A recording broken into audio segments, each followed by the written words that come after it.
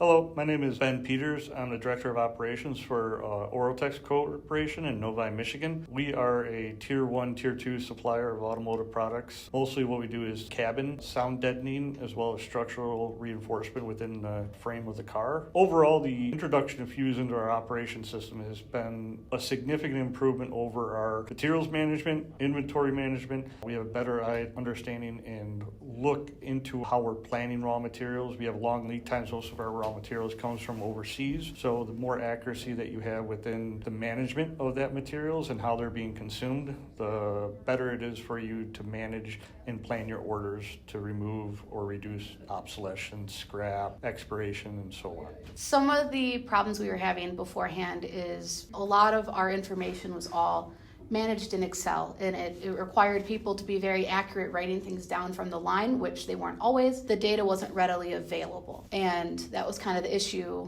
with Fuuz. The excitement is that I can look at all that information without having to go seek out a file in a system or go talk to a person or go to the line. It helps all those confusions that you're managing through email and text messages. It does away with all that, and it really gets into real-time analysis and data analysis and understanding down at the plant floor.